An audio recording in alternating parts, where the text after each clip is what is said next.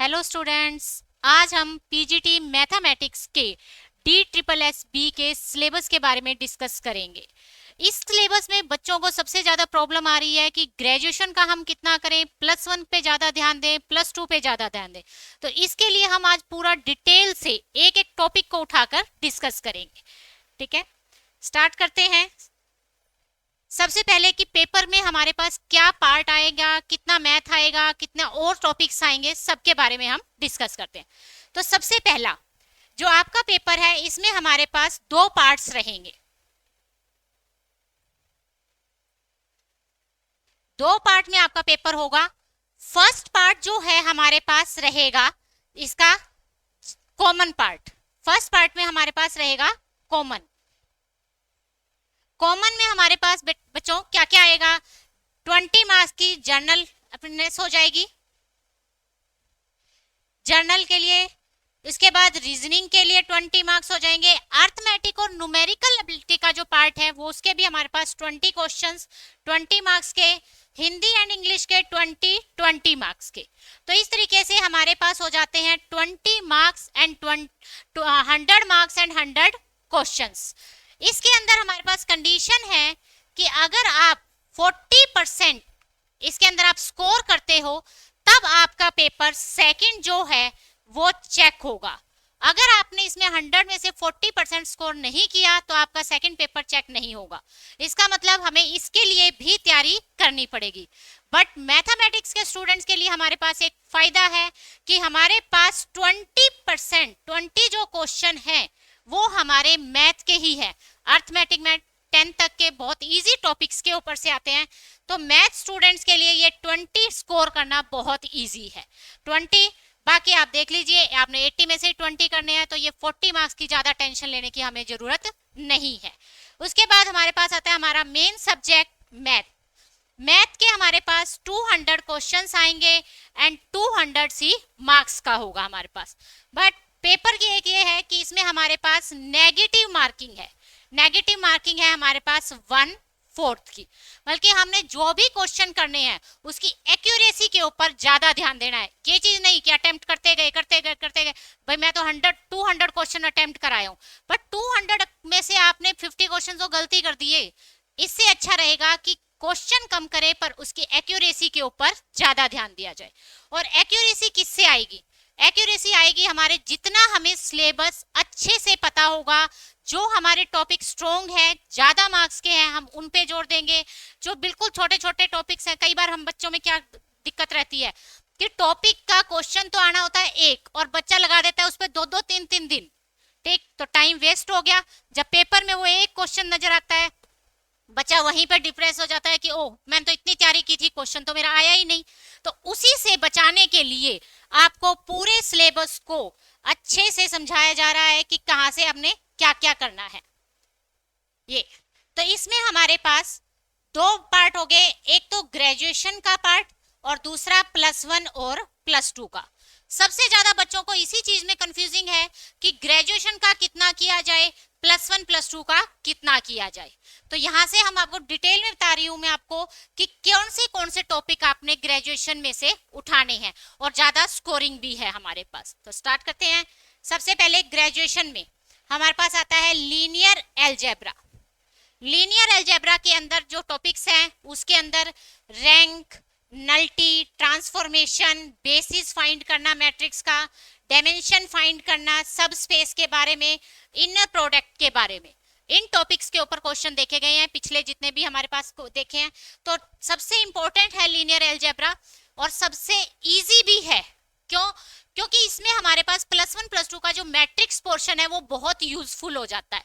इसलिए पिछले पेपर्स जो आपके 18 के, 19 के, 21 के, सबका एनालाइज करके ही ये डाटा निकाला गया है कि देखा गया है कि उसमें 10 से 15 क्वेश्चन आपके ग्रेजुएशन वाले टॉपिक्स में से बने हुए हैं। ठीक है, जिसमें आपके पास जैसे रैंक कर लिया, नल्टी कर लिया हमने, ये टॉपिक डायमेंशन से कनेक्टेड हो जाते हैं, आपस में बहुत इजी बना देते हैं क्वेश्चन को। ठीक है, और क्विकली सोल्व करने वाले हैं। ठीक है, अब कई बच्चों को ये कंफ्यूजन होती है कि हम इसकी स्टडी कहाँ से करें। ठीक है, कौन सी बुक से करें।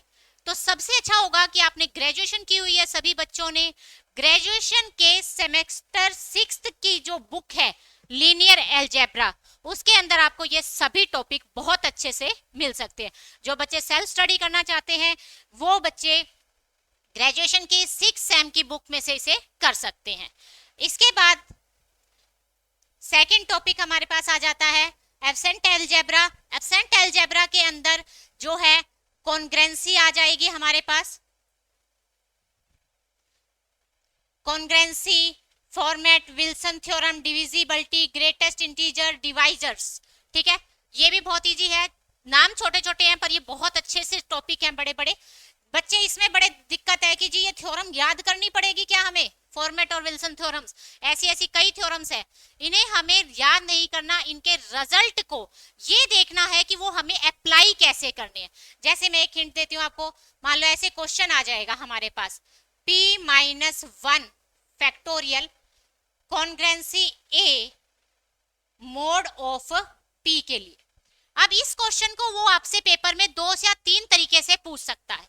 नंबर 1, सबसे पहला टाइप तो यही है कि फाइंड द ए की वैल्यू क्या होगी, -1 होगी, बी की कह देते हैं कि 2 हो सकता है, सी मान लेते हैं 3 हो सकता है, डी ले लेते हैं कि नन, कुछ भी नहीं हो सकता। इस टाइप से क्वेश्चन पूछ सकता है। या फिर ये पूछ सकता है कि यहाँ पे आपको रिजल्ट दे देगा और ये कौन सी थ्योरम है, किस थ्योरम का रिजल्ट है हमारे पास। तो थ्योरम से मेरे समझाने का मतलब सिर्फ यही है कि थ्योरम्स की जो स्टेटमेंट है उन्हें हमने बहुत डीपली और बहुत अच्छे से समझना है। तो जैसे ये विल्सन थ्योरम की डेफिनेशन है और विल्सन थ्योरम ये कहती है कि p-1 फैक्टोरियल हमेशा -1 के ऊपर क्या रहता है, कॉन्ग्रेंट रहता है। तो देखा अब आपने, अगर हमने विल्सन थ्योरम पढ़ी हुई हो और उसकी स्टेटमेंट को अगर समझा हुआ हो तो हमारे लिए कितना इजी हो गया है, क्विक, जरूरत ही नहीं पड़ी, 1 सेकंड भी नहीं लगा। जैसे ही p-1 देखा हमें पता था कि इसका आंसर क्या है, -1 है। अगर वो इसका नाम पूछ लेता तो भी हमें पता था कि विल्सन थ्योरम है। तो क्वेश्चन को वो किसी भी तरीके से पूछ सकता है। तो थ्योरम से ज्यादा टेंशन नहीं लेनी, ज्यादा घबराना नहीं है। जो थ्योरम्स है उन्हें बहुत डीपली, बहुत अच्छे से क्वेश्चन से थ्योरम की तरफ जाके, थ्योरम से क्वेश्चंस की तरफ आके हम उसे समझ के करेंगे। ठीक है, डिविजिबिलिटी आ जाती है। डिविजिबिलिटी का मतलब क्या होता है कि सिंपल करें कि भाई 2 चीजों को डिवाइड किया है, बस उनके रिजल्ट्स को हमने याद करना है कि अगर 2 पहले डिविजिबल हैं तो बाद में उनका क्या होगा, एडिशन करने पे क्या होगा, मल्टीप्लाई करने पे क्या होगा, वो सारा आ जाएगा। डिवाइजर के अंदर नंबर ऑफ डिवाइजर्स बहुत ही अच्छा क्वेश्चन है और सभी पेपरों में मोस्टली पूछा जाता है। Sum of divisors, number of divisors, ये चीज, ये सारे टॉपिक हमारे पास नंबर थ्योरी बुक्स है, फर्स्ट ईयर की बुक है ये हमारे पास। एक तो इसके लिए बुक है हमारे पास 5th सेम की, दूसरा फर्स्ट ईयर के अंदर नंबर थ्योरी आ जाती है हमारे पास, ऐसे ये 5th सेम में होगी है। अगर किसी ने ग्रेजुएशन पहले की हुई है तो उन्होंने ये बुक अपने फर्स्ट सेमेस्टर में पढ़ी थी। ठीक है, तो फर्स्ट ईयर के अंदर पहले होती थी नंबर थ्योरी और अब लेटेस्ट जो आया है 2-3 साल से सिलेबस, उसके अंदर ये हमारे पास 5th सेम के अंदर है। और इस टॉपिक पे से 4 से 7 क्वेश्चन हर बार बने हुए हैं, 4 हो गए, 2 हो गए, 3 हो गए क्वेश्चन। उसके बाद आ जाता है रियल एनालिसिस। रियल एनालिसिस के अंदर हमारे पास बिल्कुल फोरियर ट्रांसफॉर्मेशन होगी, लैपलेस ट्रांसफॉर्मेशन होगी, हमारे पास रेडियस ऑफ कन्वर्जेंसी होगी, कन्वर्जेंट, डाइवर्जेंट, बाउंडनेस, ये सभी चीजें। ठीक है, जिसमें से ये तो बहुत ही इंपॉर्टेंट है दोनों, कन्वर्जेंट एंड डाइवर्जेंट। अगर आप पिछला पेपर उठा के देखेंगे 2021 वाला, फीमेल वाला, तो आप उसमें देखोगे 5-6 क्वेश्चन सिर्फ इसी के ऊपर आए हुए और वो भी क्विकली सोल्व होने वाले। सिर्फ वैल्यू देखी और टिक लगाना है कि ये कन्वर्जेंट है, डाइवर्जेंट है, ओसिलेट है, इसी चीज के ऊपर। ठीक है, बाउंडनेस, अपर बाउंड है, लोअर बाउंड है ये। तो यहाँ से हम इन टोटल अगर इसको करते हैं, यहाँ से हमारे पास, यहाँ लगा लो ये हमारे पास 11 से 15 क्वेश्चन इस टॉपिक पे बनते हैं। अगर आप इसके लिए बुक करना चाहते हो, जो ये मैंने ट्रांसफॉर्मेशंस वगैरह बताई है, इसे सब ओडीपीडी वगैरह मैंने सब इसी के अंदर कर दिया है, तो ये सारा टोटल हो जाएगा। अगर बुक करना चाहें तो सेकंड सेमेस्टर की ओडी की बुक है, 4th सेमेस्टर में पीडी की बुक है, और रियल एनालिसिस के नाम से ही हमारे पास 5th सेम के अंदर बुक है। उसके बाद लास्ट आ जाता है कॉम्प्लेक्स एनालिसिस। कॉम्प्लेक्स एनालिसिस के अंदर हमारे पास एनालिटिक पता करना, सिंगुलरिटी पता करना, और सबसे important CR equation and polar, 2 से 4 क्वेश्चन हमारे को इसके मिलते। तो अगर हम सारे का देखा जाए, सभी पे अगर एक बार नजर मारें तो ग्रेजुएशन का यहाँ से 10-15, तो लगभग हमारे पास कितने क्वेश्चन बन रहे हैं, 40 to 50 क्वेश्चन जो है वो ग्रेजुएशन में से आ रहे हैं। बल्कि अगर हमारे पास 200 का पेपर है, 200 क्वेश्चंस का पेपर है, तो उसमें हमारे पास 40 to 50 क्वेश्चन जो है वो कौन से पोर्शन से है, ग्रेजुएशन पोर्शन से है हमारे पास। उसके बाद बाकी जो हमारे रह गए वो किस में आ जाएंगे, +1 और +2 में। तो अब जरा हम देखते हैं हमारे पास +1 +2 के हमारे पास क्या क्या टॉपिक है और किन में से हमने क्या चीज करनी है। जैसे सबसे पहले डिस्कस करते हैं हम +1 का। +1 के अंदर सेट बहुत ही इजी टॉपिक माना जाता है, ठीक है। इसके अंदर जैसे हमारे पास यूनियन हो गया, इंटरसेक्शन हो गया, वेन डायग्राम के ऊपर 2 क्वेश्चन हर पेपर के अंदर आए हुए हैं जो आप बहुत क्विकली सोल्व कर सकते हैं। अगर किसी बच्चे को फॉर्मूला लर्न नहीं है, भूल गया है, तो भी आप उसको वेन डायग्राम से बहुत इजीली सोल्व कर सकते हैं, ठीक है। तो सेट हमारे पास, फिर रिलेशन एंड फंक्शन, यहाँ से रिलेशन एंड फंक्शन में से हमारे पास क्वेश्चन आता है डोमेन एंड रेंज का क्वेश्चन देखा गया है।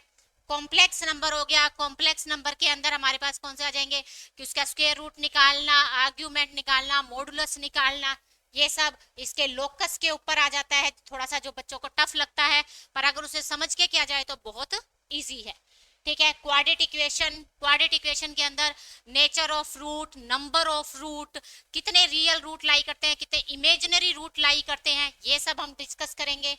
उसके बाद आ जाता है एपी, जीपी और एचपी, ये भी बहुत इंपॉर्टेंट है।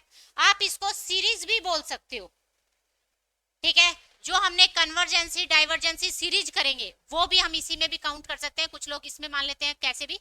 तो एपी ये मैं प्योरली, ये जो मैंने एनालिसिस किया है ये मैंने प्योरली ग्रेजुएशन वाले मैथमेटिक्स को अलग किया है, +1 +2 वालों को अलग किया है, ठीक है। तो जैसे अगर देखा जाए तो सीरीज के अंदर कन्वर्जेंसी उसमें अपन ने देखे थे 8 से 10 क्वेश्चन थे, यहाँ से हमारे पास इसके अंदर भी हमारे पास क्वेश्चन आ जाते हैं 6 से 7 क्वेश्चन इसके अंदर आ जाते हैं। तो आप टोटल लगा सकते हो सीक्वेंस एंड सीरीज कितना इंपॉर्टेंट हो गया हमारे लिए।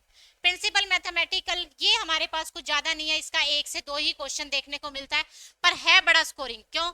क्योंकि आपको पता ही है +1 में आपने किया हुआ है, पढ़ा हुआ है अच्छे से। +1 प्रिंसिपल मैथमेटिकल में हमें सिर्फ रिजल्ट को प्रूफ करके दिखाना होता है कि ये नेचुरल नंबर के लिए ट्रू है या फॉल्स है। तो ये 1 नंबर या कह दो 2 नंबर तो बहुत ही इजी, हर बच्चा ले ही सकता है, ठीक है। और अगर आप इसको इस टॉपिक को तो अगर 1 घंटा पढ़ लो तो भी आपका समझ लो 1 नंबर पक्का है, इसे तो छोड़ना ही नहीं हमने, ठीक है। बाइनोमियल हो गया, परमुटेशन कम्बिनेशन हो गया। बाइनोमियल के अंदर मिडल टर्म फाइंड करना, ग्रेटेस्ट टर्म फाइंड करना, नंबर ऑफ कोफिशिएंट निकालना, यही सभी आएगा। ट्रिग्नोमेट्री ये आपको थोड़ा सा हमारे पास हो जाता है, फंक्शन थोड़े फार्मूले ज्यादा हो जाते हैं इसके अंदर। तो इसके अंदर हमारे पास ट्रिग्नोमेट्री में क्या क्या आ जाता है, ट्रायंगल, सॉल्यूशन ऑफ ट्रायंगल जो हमारे फॉर्मूलेज हैं, जैसे ट्रायंगल हो गया हमारे पास ए बी सी, इसकी साइड को दिखाते हैं। तो एंगल और उसकी साइड के बीच का जो रिलेशन होता है उसी को हम किस में कहते हैं, सॉल्यूशन ऑफ ट्रायंगल के अंदर आ जाते हैं।